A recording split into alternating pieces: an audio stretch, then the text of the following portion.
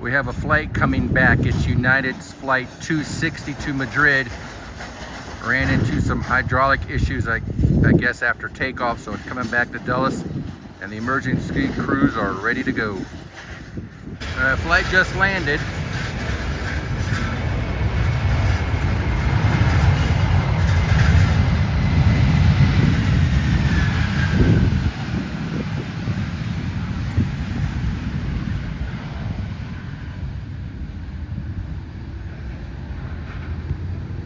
I'll try to get a better picture of this out there. Come on, focus.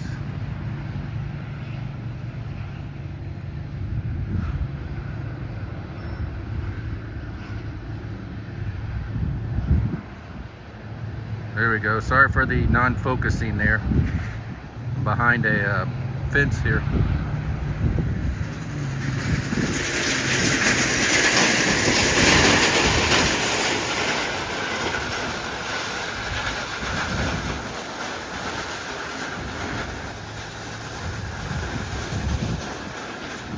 Everything seems to look good, no incidences.